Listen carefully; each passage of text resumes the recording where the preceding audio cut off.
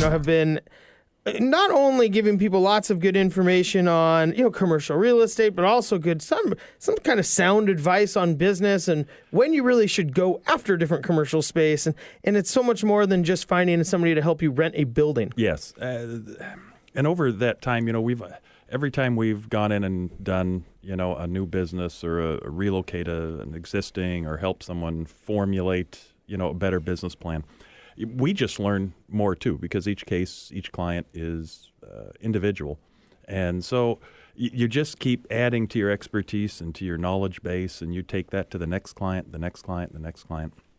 And it's just been it's been a great learning experience for us. And actually, verbalizing it here on your show has been wonderful too. So thank you very much for that opportunity. Absolutely. And thank Heather, because you are the personality and the talent, but Heather keeps the gears greased. Yeah, that is true. Keeps us all in line. That is true. Make sure you're here. If it wasn't for Heather, I would just be here by myself. And Carly. And Carly, of course. The beautiful Carly. That's right. Always helps us out. So thank you very much.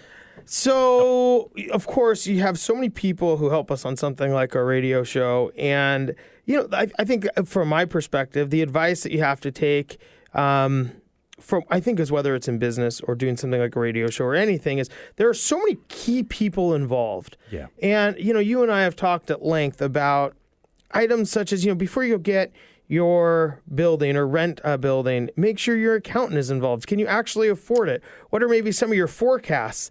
How can you save money if your business goes well or is slow during the holiday season? I mean, there's so many different pieces to the puzzle. There are, and a lot of people just look at it like they're looking through a straw, which, gives you 1 point. And you may nail that 1 point, but if you don't look at the entire picture, you have what the laws of unintended consequences are. So you may, in a lease, for example, you may get 2 or 3 or 6 months free rent, and you think that's going to help you with some great cash flow. Well, it'll help you with cash flow, but your books won't recognize that. So your accountant's going to walk through that and say, hey, this is how we're going to flatline this over the term. If you have TI dollars, how are those going to be accounted for over time? How much can you spend? What will that flow? And that's why, we've talked about it many times. Start early, assemble a good team, make sure you have an attorney. Now, you may have a trusted family attorney, but odds are that guy doesn't do too many real estate leases. Maybe get a referral from him to get a real estate attorney to help you with your real estate leases. Because he got some guy who does wills and estates. Estates. And, he's probably not very well versed at that. But between your accountant, even your operations people, if you have them, if you're large enough to have, 10, 12, 15 or more people, get your staff involved in it. What works best for them. Traffic conditions, flow, parking, all of that stuff. It is a community it's not just an isolated decision by the owner. He makes the final decision, or she does, but it's really a team that puts that together to makes it work. Yeah. Well, we've even talked throughout the last couple of years about, oftentimes the owner wants it 10 minutes from his house or less, walking distance.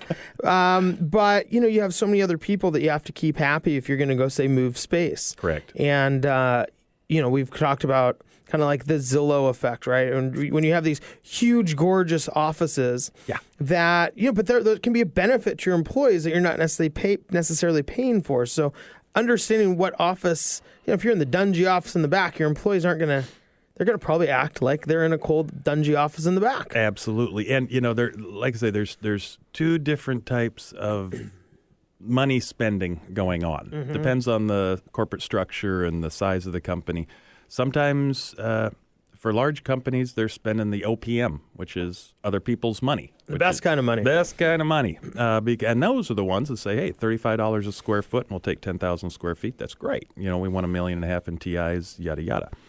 But then you're looking at the smaller companies who any additional expense comes out of Hip National, and that's their money or the partner's money, and you spend it. They generally tend to spend it a little wiser. They take a look more at the concessions and discounts, things like that. Probably has a lot to do with how close you are with either your own money or the other people's money, because if you have close investors, you don't go do that. If you have let's say if you IPO, you don't know who the heck has your money, who has the don't care. Don't care. We're rich. Yeah, look at all that money. Holy right. mackerel. And yeah, so that's when they start to build a grand homage, to the company and show their success. And themselves. And themselves a little bit. Not that any corporate officers ever have egos or anything. But Sure. they do. But, you also have to, depends on who their clients are and who they're appealing to. You see law firms who are down on the 20th floor and above. They want to look successful, and that's the look and feel for their industry. Mm-hmm. Tech kind of depends. But, yeah, most of, our clients are 50-50 between other people's money and their own. When it's their own, we still do the same amount of diligence, but it takes a little bit longer to make the decision. Sure. Because then they have to digest that, look at it, forecast, and go from there. Do I want that office or that office? And it's going to cost me my trip to Hawaii next year. That's right. It's real. Yeah. Or Timmy needs braces. I wonder if we can pull this off. Yeah. So. Nah, Timmy will be fine. Timmy will be fine. Matt, so I have to ask you, there's some things I remember you kind of giving me over the last few years as far as commercial real estate. And, you've been here for a while. You've heard a lot of different things. What have you kind of been able to take from the show? It kind of reaffirmed a lot of some thoughts I had previously, but only in my own little microcosm. When we're talking about deals getting done, whether it's residential deals, whether it's inspections or whatever, I don't want to get, mystical or whatever, but deals, depending on the parties and the timing and everything, they have their own flow. They have their own timing. And I don't want to call it organic, but if you grab something and you try to stuff it in a hole, it's not going to work, or it won't work the way you intended it to. So if you kind of just let I don't want to say, you got to steer it, take control of it, but you can't, if you're dealing with two separate parties, you can't force one or both to make an action or a reaction. They have their other lives, their other dependencies going on that relate to that deal that you may or may not know about, whether they're looking to sell the company or, sell the building, whatever. You just don't know. So you kind of have to, and this is just in life too, you just keep pushing forward, steady, constant, and just kind of make sure that you're piloting the deal and let the natural forces, if it's a good deal, it'll work. And there's different perspectives is kind of what I hear you saying on a deal. Yes. Yeah, they're different perspective. Everyone has a different goal. Mm-hmm. And as a broker, an assistant in getting the deal done, you want to make sure that deal, everyone's happy with it at the end. You can't force anybody into a 5-year, 10-year deal and have one party not happy with it and the other. It won't work. Mm-hmm. I mean, in the long run, you're just screwing both parties. Mm-hmm. But just, kind of relax, let the organic nature of business take its path. When you try to open one other door, it's like on your plate here with the show and all these other things you got going on.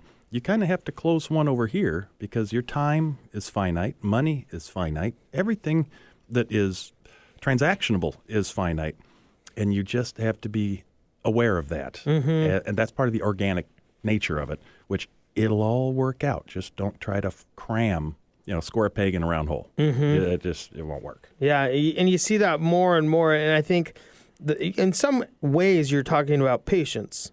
And Absolutely. The ability to have some patience, which right now in today's world is really hard. Yes. Because, Amazon's going to start flying your packages in 30 minutes with a drone, right? I mean, is there anything more than that would just say people are so impatient now?